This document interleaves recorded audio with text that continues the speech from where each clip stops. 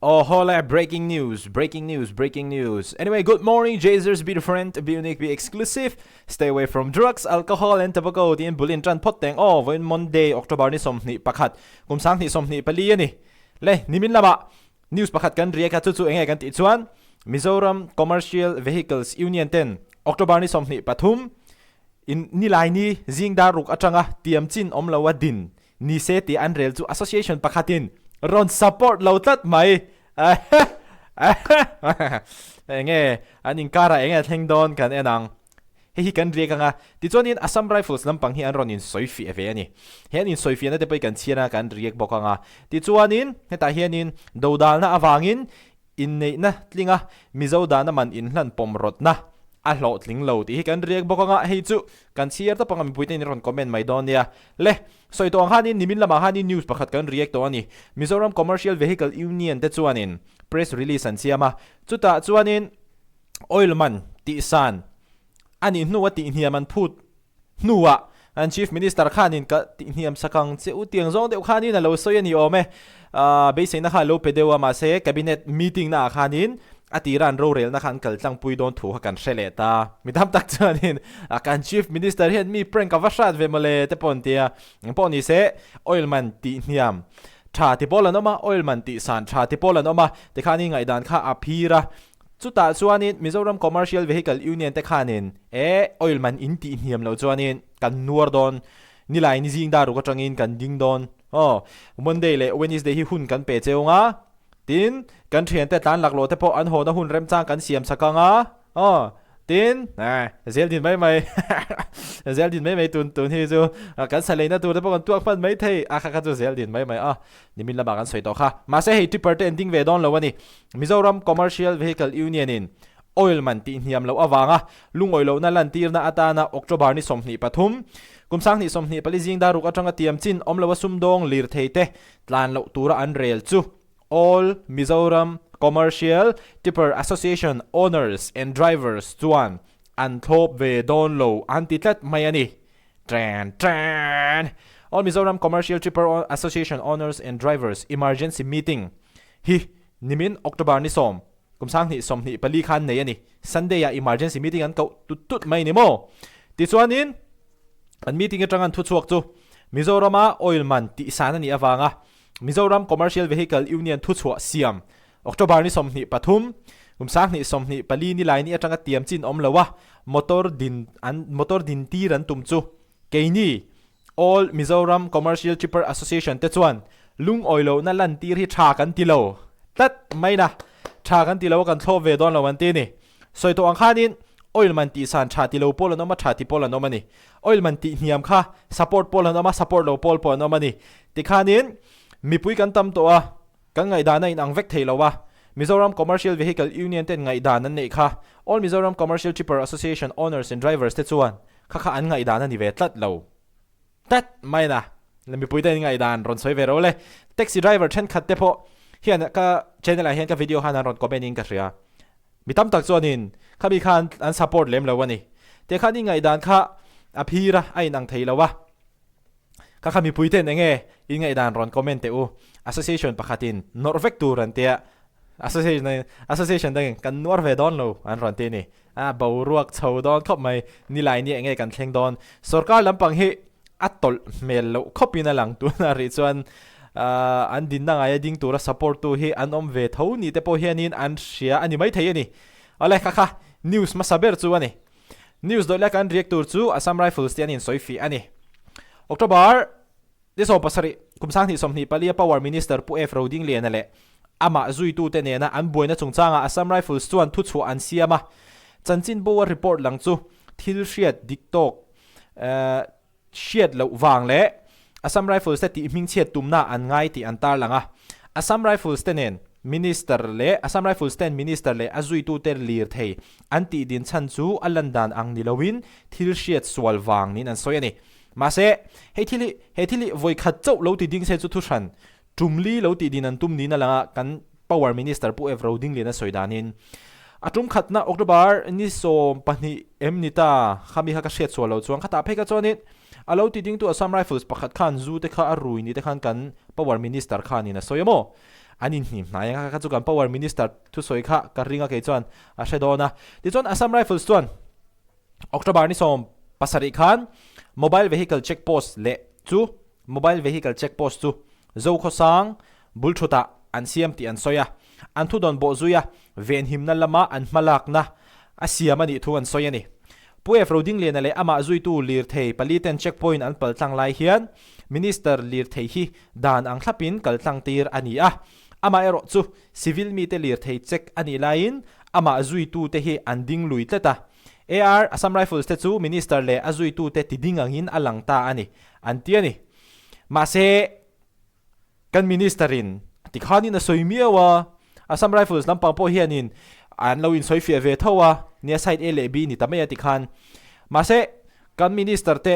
motor ma te po khanin an designation te le an mani anin soinu po khanin an kaltlang tir du lo ang kha chuanin kha chu report om dan kha ani hrim ani minister thui hruai te zinga mi che dan chu borok punlun chan pakhat din Assam Rifles hian an soya media reporter public secretary to minister che dan chu tarlan ani velawan tia alir thei a chu san rolin a jacket a hlipa Assam Rifles duty te chu tongkamin atong na sahle an tiani sipai te body camera panhe apo thak saka midang po moilo takin an chea tongkam moilo tak chak chuakin go back to India ti tongkam te an mang niin an soyani video dar atanga alan danin minister staff te hian in Assam Rifles te po electric power ti top saka an vote chiang takina langa Mizoram hun sang an post te chuan eng an mu that lo pha ani anti vetung ani hey Assam Rifles lampangin an ronin soifia ani Assam Rifles chuan minister convoy ti buai ni soi hi thil dik lo lang sar takania ani na taka chuan convoy chu clear passage pek ania convoy ti din hi an mani nge in an ti lui ani he thil thenga video chuan convoy atanga lir thei pakhat chu tumreng wanga kongpui dang tura da lui ani ti chiang takina langa hei hi thil ti khol kham tu ani an ti ani heu hei thial tu la tam mai ngor o mani kha October ni som pania thil thenga khanin Assam Rifles duty pakhat minister thuzo tu rui anga soi hi puna diklawani sipahian kumsom ni chungzet service record enton tlak takaneya sa khothil wangin zu in lo ani he thil thanlai hian minister convoy chu lir thei masa tlem te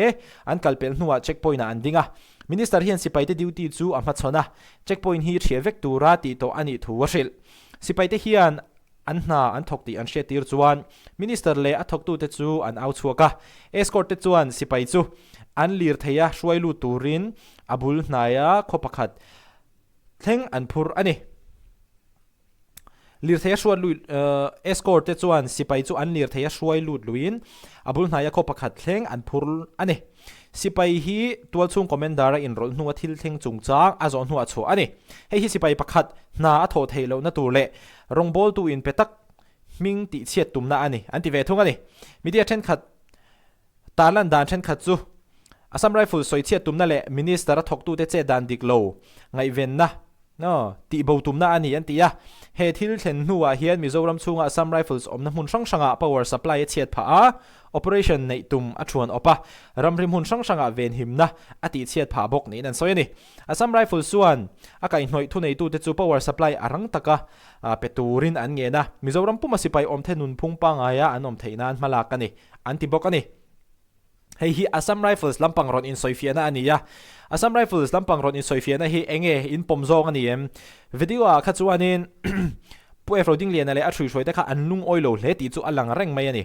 khami anlung oilo na chana kha social media adara ti chuanin social media khanin evidence kha om thave ang renga khami te po kha uluk takin an zir chenga Assam Rifles lampang po hian ron in soifiang hal mi alawani ngai to chen chono an ron in soifiang hal mi alawani anu fe an ron in soifia tianga boruak adara chanchin bute news te na an han puan dar sak sap ta ka chuan ti chuan Assam Rifles lampang in soifia na hi in pomdon nge don lo ke chu ka pomdon chuang lawa Assam Rifles lampang in soifia na hi mo he thila hi chuanin Mizoram lampang ka than tlet don eng pon ni se tran bur don mai ni he thila hi chuan mo chu fan chot enang pong ni soifia se he chuan in soifia nei ka pomdon chuang lawa a chan chu ka chena soi om chi nge om lo chi po ka shalawa ma se ti zong hian ka soi mayang hei amingin vairama kan om rei ve toni kum sang hi som pathuma tangin tianin phaya le khazirin kan om veya cái thil khá cần sẽ về nếu nual to anh thil anh mi gì thì anh rèn te khamo chu van chu anh eng po ni se cái thil lâu xét về to te le cái experience về to trang chuan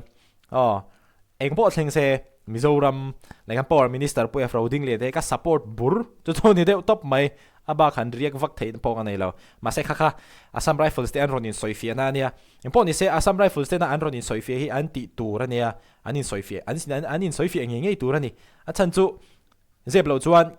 khitianga incident om khianin an mel chu ati bal ve thawa an minga ti cheve rim frima chu van chuanin in soifiahna po kha an ti ve tur om reng ania an ron ti renga an ti tha ma se ke chuanin Mizoram le power minister te kha support reng don ani le tuna dodana wangin in nei natlinga Mizodana man in hlan pomrot na hi a hlo tling lo ani kumsang hi somni pathuma Mizoram State Law Commission in biak in thleng kherlowa Mizodana man le amol in hlan in nei natlinga poman rel chu Mizoram Corporation Shroi tu te committee in ando dal nuwa apui tling talo nia thudon ani August nili kumsang hi somni pathuma thukom Mizoram State Law Commission chuan Mizo in nei chungchanga biak in thleng kherlowa Mizodana man le amol in hlan chu in nei natlinga pom an rela Mizo in nei in chen le ro khom dan kumsang hi somni pali chu Law Commission masaber pualal rin o makai ruain an boipui to John siam kunga chairman ani lain zut mam ni in kumsang ni som pali khan Mizoram Legislative Assembly in apoma February ni som pathum kumsang ni som panga mantran ani dan chu siam that le angai ni ya hret ani awangin lala khobung kai ruai Law Commission chuan en non le Central YMA MHEP General Headquarters le mimal atang te in siam that le ti danglam rotna te andong ani rotna zinga an pom lang sar zinga in nei na chungchang atela tuna ti dan pa ngai biakina in kut sui chu lakal pui thawin biak in thleng kherlowa Mizodana man le mol in han chu in nei natlinga pom ni se ti atel Mizo State Law Commission thu chu khi Mizoram Corporation Shroi tu te committee chuan du lovin an du lo thu chu August ni kwa kumsang ni somni pathum khan khati lai Chief Minister Puzoram thanga hena an thlen ani Law Commission thu thluk na hi Chief Minister hena thlen nuwa pomlo turin Chief Minister po an nge nani zalen thu don danin Mizoram Corporation Shroi tu te committee in Chief Minister hena ngena an thlen nu hian Law Commission rot na hi azuzi chowa tun thangin ngai to chun zom ani talowa sarkar thar ZPM kai roina hnuaya po hemi chungchang hi soirik ani chunzom tari lawa Mizoram pum huap ngai to chuan Law Commission rot na hi ti hlotlin atul hle ni in zalen thudon na chuanin asoyani khati zong khatu tuma news kan riak thei chuani he thil hi enge mi puiten in ngai dan Mizoram Corporation Shroi tu te committee na ando dal hi a thain ti nge Corporation enge biak in thleng kher lawa hetianga Mizodana man le mol in hlana in nei te po chu a thamai alom te kha in ngai dan te kha comment section a hanin ron comment ula he thil hi chu a detail de win chip chiarin enga kala shelowa chu van sonin han comment vak ngai na ka shelowa mase kan ngai tu thuaka ka react thaya chuanin nakina pathian zara kan damanga nupui te po kan la nei ve anga tivel kan la nei ve anga chumi huna chuanin Corporation bela Corporation in nei biakin in nei chu moi zok lo mo ti te kha ka ngai tu ana om mai mai chan chu tuna kan in nei dana po an enge monu te mo paina aloi don te pon khami tradition thil te kha chu atel vek tho te khatia ma se kha chu tuna knowledge kan nei sa atanga ka reaction mai mai ani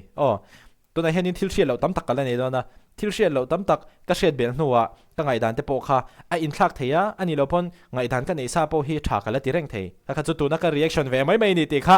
min lo hriat sak don nia reaction kha pek ve ngai thin box here ole kha ani tukin zing kan news tu Mizoram Commercial Vehicles Union 10 Wednesday zingda ru ka changin nortur tu ma tlan lo turan tia keini all Mizoram Commercial Tipper Association Owners and Drivers chuanin ha kan tho ve don lo tha kan ti lo an ti tat mai ni pui do kho mai sarkar ta don nge Mizoram Commercial Vehicle Union te hianin heng nor antum na hi an su le don an lo thlirang hetila hianin politics in rol teu mai theya